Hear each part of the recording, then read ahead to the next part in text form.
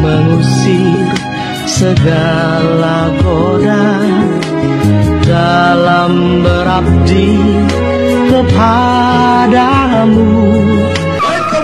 Tapanuli Selatan adalah suatu wilayah yang berada di Sumatera Utara, dekat dengan perbatasan Sumatera Barat.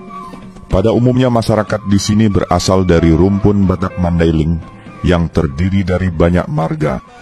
Diriwayatkan masyarakat Mandailing ini berasal dari Munda, yaitu sebuah daerah di India Tengah. Pada abad ke-6 Masehi, mereka berpindah-pindah melintasi pegunungan Himalaya dan menetap di Mandalay, yaitu ibu negara Burma Purba. Kemudian mereka berpindah menyusuri semenanjung Malaya dan melintasi Selat Malaka sampai tiba di daerah Sumatera Utara. Di sini mereka mendirikan sebuah kerajaan di Batang Pane, Portibi. Diduga peristiwa ini terjadi di akhir abad ke-6 Masehi. Dalam kitab Negara Kertagama dari Kerajaan Majapahit pada abad ke-14 disebutkan pula kisah keberadaan masyarakat Mandailing. Masyarakat Mandailing ini berkembang luas dan memiliki banyak keluarga, tidak kurang dari 17 marga. Pada masa itu umumnya masyarakat Mandailing masih menganut animisme. Sejak abad ke-17 sudah terbentuk masyarakat keluarga marga Harahap yang menghuni 3 kerajaan, yaitu Siharang Karang, Huta Padang, dan Simapil Lapil. Diriwayatkan Baginda Raja Soritua adalah yang pertama kali mendirikan kerajaan di Huta Padang. Beliau memimpin dan membimbing rakyatnya hidup dalam kerukunan dan kesejahteraan sepanjang sejarah. Banyak catatan sejarah maupun legenda yang menggambarkan kekeramatan, kedikdayaan, dan keistimewaan nenek moyang dalam garis vertikal dan horizontal silsilah turunan masyarakat ini. Pada tahun 1816, ketika terjadi Perang Padri melawan penjajah Belanda, terjadilah gerakan pengislaman di tanah Mandailing. Banyak raja-raja Mandailing yang memeluk Islam dan menjadi pengikut Tuanku Imam Bonjol. Di antaranya adalah Raja Gendubang Porang, Baginda Sudursat, dan Batuan Maga. Sementara raja-raja Mandailing yang berada di tanah Melayu yang memeluk Islam di antaranya adalah Tuanku Tambusai, Raja Asal, Raja Laut, dan Sultan Naposo. Di antara para raja inilah ada yang menurunkan silsilah sampai kepada Yang Mulia Batuan Bayo Rahmat Syah, Profesor Dr. Haji Saidi Syekh Kadirun Yahya Muhammad Amin Al-Khalidi An-Naqsyabandi.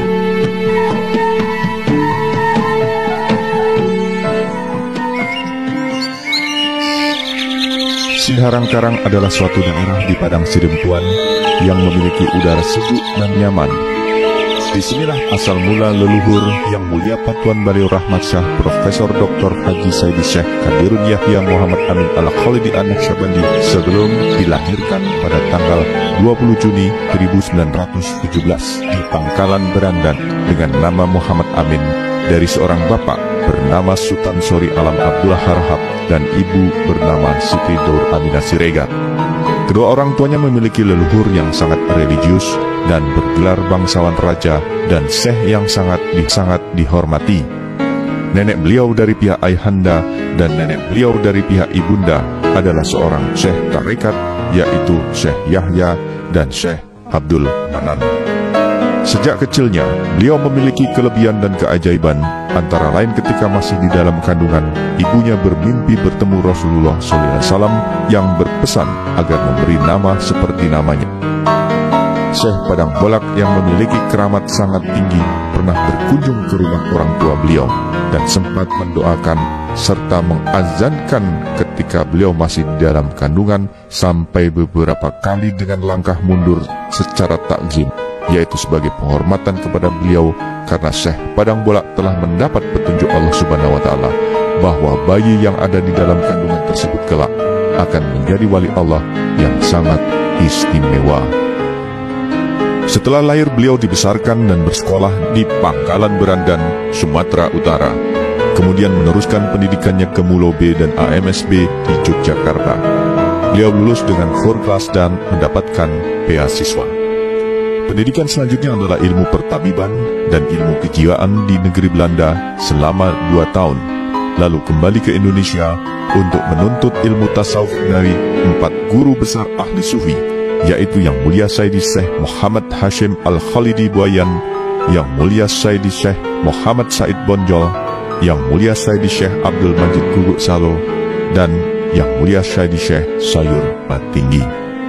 Keempat guru beliau telah mewariskan pusaka-pusaka dari Jabal Kubais Mekah dan statuta Tarekat Naqsyabandiyah Al-Khalidiyah kepada Yang Mulia Sayyidi Syekh Qadirun Yahya Muhammad Amin, sehingga beliau menjadi mursyid pewaris Tarekat Naqsyabandiyah yang ke-35 pada tahun 1952 dalam usia 35 tahun.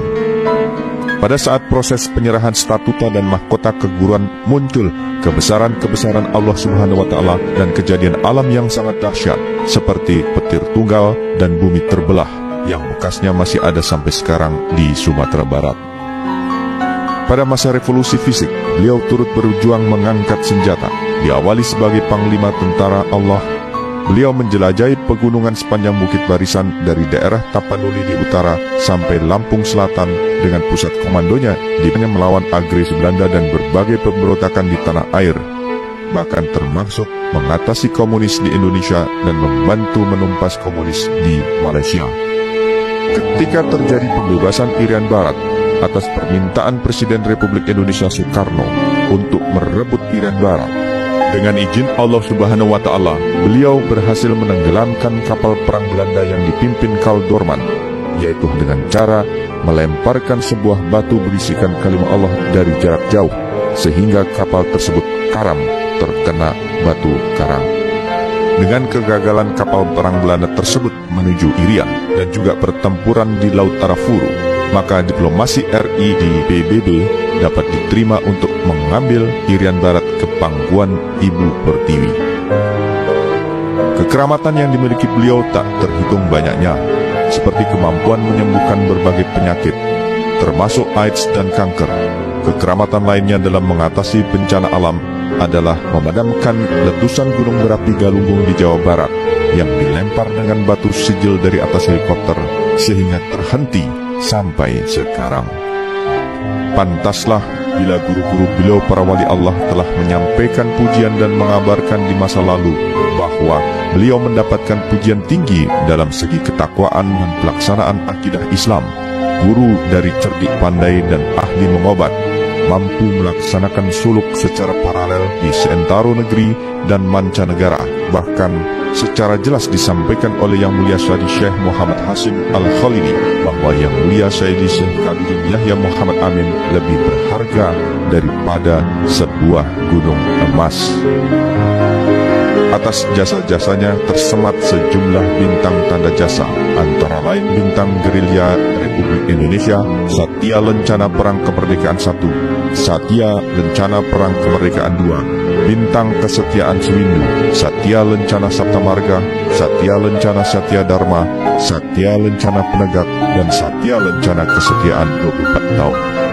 Di sisi lain, beliau adalah seorang ilmuwan di bidang fisika kimia yang telah menghasilkan banyak penemuan dan juga seorang intelektual di bidang bahasa, filsafat, dan agama, menguasai 8 bahasa asing secara aktif serta mendapat gelar guru besar postgraduate generasi yang pertama di Indonesia. Pada tahun 1962, beliau mendirikan sebuah perguruan tinggi di Medan, Sumatera Utara, yaitu Universitas Pembangunan Pancabudi yang di dalamnya memiliki fakultas metafisika eksakta dan merupakan satu-satunya di dunia yang memiliki fakultas tersebut.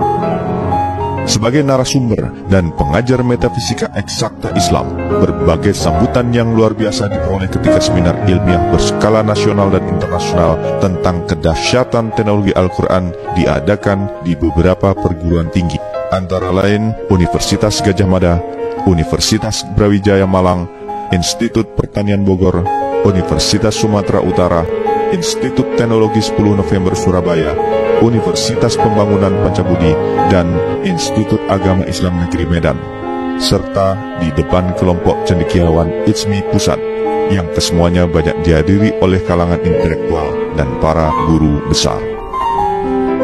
Jabatan yang pernah dipegang dan keanggotaan yang diikuti oleh beliau diantaranya adalah Rektor Universitas Pembangunan Pancabudi, anggota MPR, staf ahli Menko Kesra, Penasihat Mabes Polri, Penasihat Menteri Pertahanan Malaysia, Ketua Penanggulangan Narkotika seluruh Indonesia, anggota tim konsultasi agama-agama seluruh Indonesia, dan Ketua Cabang Sumatera sekaligus Penasihat ISMI Pusat dan Daerah Tingkat 1 Sumut, anggota Ilmuwan Internasional di Italia dan New Delhi, India, anggota Asian Law Association, Kepala Industri Perang se-Sumatera di masa Revolusi Kemerdekaan Indonesia, serta Angkatan 1945, dan dengan pangkat Brigadir Jenderal TNI Angkatan Darat. Dalam perjalanan sejarah ilmu kerohanian dan metafisika eksakta tasawuf Islam yang diajarkan beliau, yang di dalamnya terdapat teknologi Al-Quran, telah berhasil menunjukkan dalam teori dan praktek secara fakta, nyata dan realita, yaitu hukum-hukum kemenangan hidup yang absolut, yang tak terkalahkan di zaman perang dan di zaman damai, yang meliputi kehidupan di dunia dan akhirat, termasuk menghadapi kedahsyatan era teknologi dan informasi. Di dalamnya terdapat senjata yang maha ampuh, modal yang tiada habis-habisnya, bahkan mampu memadamkan api huru-hara yang sedang berkecamuk dalam kehidupan manusia. Yang mulia Sayyidi Syekh Qadirun Yahya Muhammad Amin adalah seorang ulama besar, ahli tasawuf sufi yang rendah hati, penuh welas asih, lembut tutur katanya, penyayang dan penyantun kepada kaum yang lemah, serta banyak menghidupi ribuan anak yatim. Beliau diangkat menjadi Raja Batak Mandailing dengan gelar tertinggi, yaitu sebagai Patuan Baliur Rahmat Shah pada tahun 1968. Dalam perjalanan hidupnya, dengan 650 surau yang tersebar di pelosok tanah air dan penjuru dunia, beliau demikian bergelora dengan dunia, namun semuanya semata-mata dipersembahkan kepada Allah Subhanahu wa Ta'ala demi meraih ridhonya. Berbagai sarana pendidikan, usaha dan industri yang menampung anak didik beliau dan masyarakat luas telah didirikan, di antaranya bidang pendidikan, perkebunan, peternakan, perkayuan, elektronika, travel berskala internasional, industri semir sepatu di luar negeri, dan pengelolaan air minum Amin Sam dengan teknologi khusus yang bisa menciptakan ozon. Kegiatan dalam lingkup yang lebih luas, beliau memberikan berbagai santunan, bantuan baik dalam masalah pengobatan bermacam-macam penyakit, menangani bencana alam, maupun dalam menjaga persatuan dan kesatuan serta keamanan Republik Indonesia. Bahkan yayasan beliau telah tercatat di UNDP, Perserikatan Bangsa-Bangsa, pada urutan yang ke-21.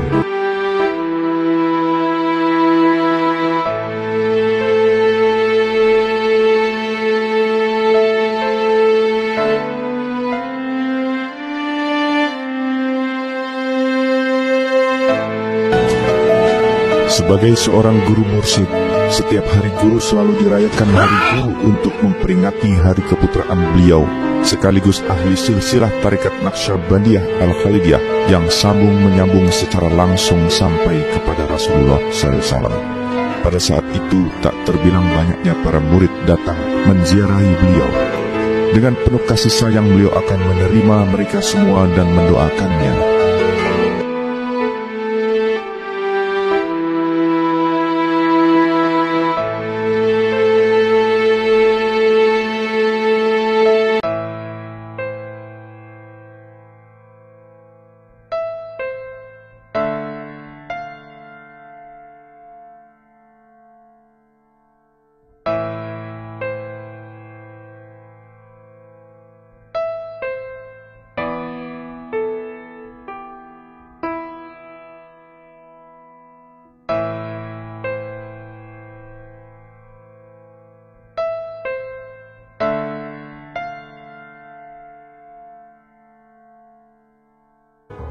Di akhir hayatnya beliau berpesan kepada kita semua untuk menegakkan zikrullah di muka bumi agar selamat dunia akhirat. 3 buah pesan telah beliau sampaikan kepada kita semua.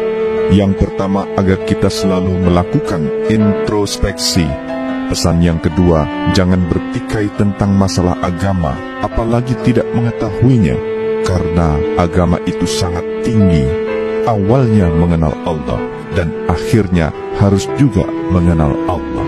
Pesan ketiga, wujudkan kebesaran ayat-ayat Al-Quran dan Al-Hadis dalam kehidupan secara fakta, nyata, dan realita, bukan hanya dalam kata-kata.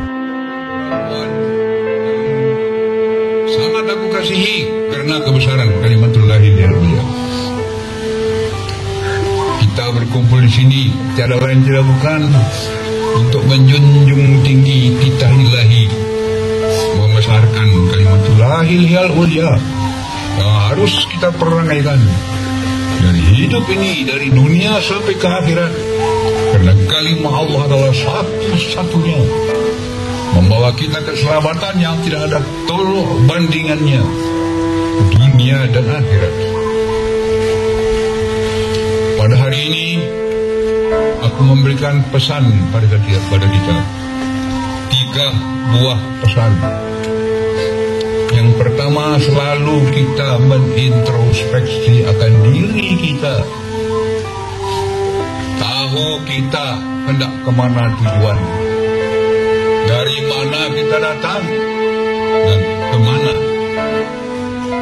kita akan kembali. Kita akan kembali. Kita menghormat junjung tinggi akan ibu bapa kita yang menurunkan kita ke dunia ini, sehingga terpancar kita ke alam maya pada. Tetapi untuk mengembalikan kita ke ajaran Allah Subhanahu wa taala, di sini diperlukan waliyah mursyida yang membimbing kita dengan kebesaran bimbingan kalimatullahil ulya, yang harus pernah kita perangikan sepanjang hidup kita, karena kalimah Allah yang datang daripada Allah Subhanahu wa taala mampu menyelamatkan diri kita, dunia kita, bahkan segala huru hara di dunia padam oleh kebesaran kalimatullahil. Neraka yang telah ditentukan oleh Allah Subhanahu wa taala pun menyingkir, dihantam dengan kebesaran kalimatullahil.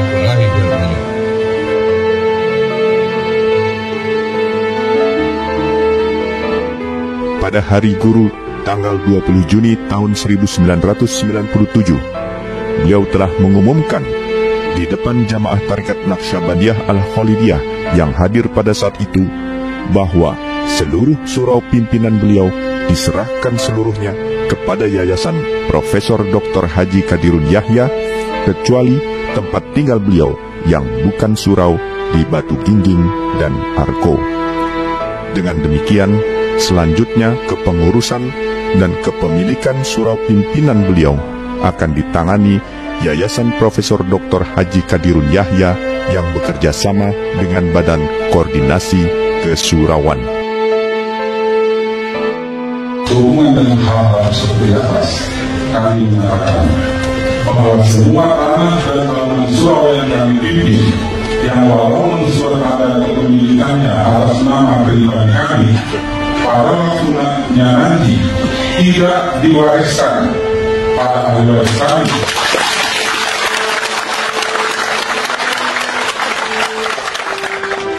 Dan semua tanah bangunan surau tersebut dengan sendirinya berada di luar pengawasan kami. Dua, bahwa kelak yang mengurus tanah dan bangunan surau yang kami pimpin adalah yayasan.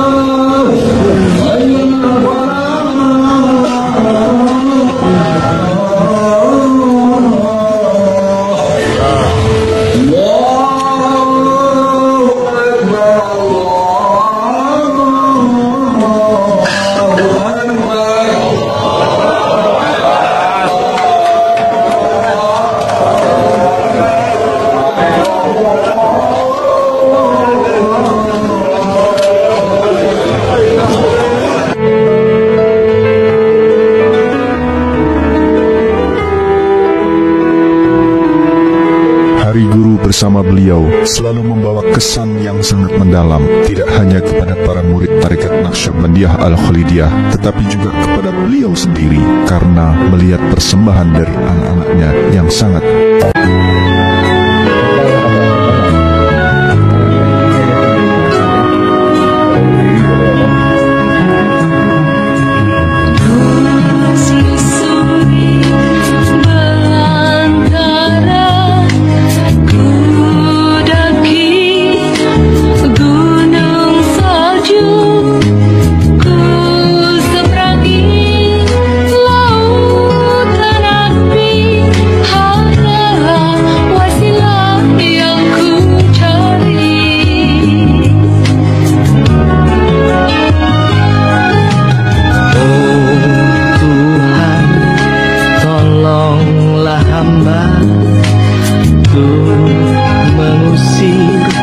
segala godaan dalam berabdi kepadamu. Tanpamu tiada daya bagiku.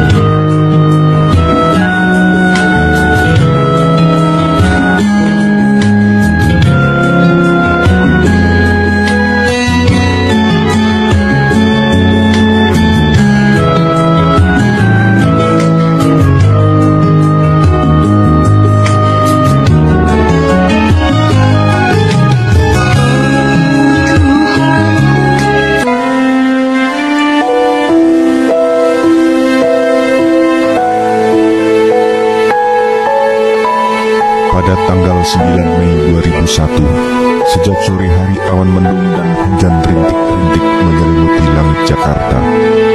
Sekitar pukul 20.35 waktu Indonesia bagian Barat, tiba-tiba terdengarlah petir tunggal menggelegar di angkasa. Saat itu, Yang Mulia Patuan Beliau Rahmat Syah, Profesor Dr. Haji Qadirun Yahya Muhammad Amin Al-Khalidi berpulang ke rahmatullah. Inna lillahi wa inna ilaihi roji'un. Suasana alam yang mengiringi kepergian beliau seolah mencerminkan kedukaan dan rasa sedih yang mendalam. Bumi dan langit tertunduk dengan rasa pilu meratapi kepergian beliau. Kita semua telah kehilangan seorang tokoh yang sangat dinanti-nantikan zaman. Namun demikian, kepergian beliau bukanlah akhir misi ketuhanan yang pernah diemban di masa hidupnya. Karena beliau telah menanamkan zikrullah ke dalam dada hati sanubari para muridnya yang jumlahnya belasan juta tersebar di pelosok tanah air dan penjuru dunia.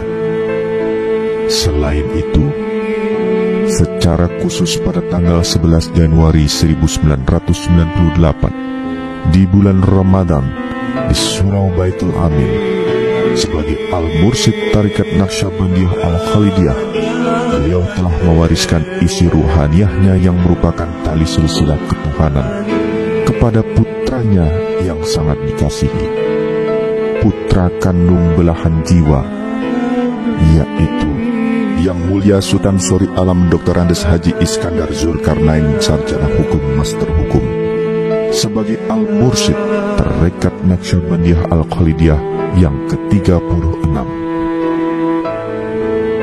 sumbangsih dan warisan Yang Mulia Patuan Beliau Rahmat Syah Profesor Dr. Haji Saidi Syekh Qadirun Yahya Muhammad Amin Al-Khalidi An-Naqsyabandi kepada agama Islam melalui pendekatan teknologi di abad modern ini telah menempatkan beliau sebagai seorang mujaddid atau pembaharu, suatu warisan yang memberikan solusi dan pencerahan yang dapat menerangi umat manusia di akhir zaman, khususnya bagi manusia yang hendak menemukan jalan kehadirat Allah Subhanahu wa Ta'ala, manusia yang sangat mendambakan keselamatan, kedamaian hidup baik di dunia maupun di akhirat.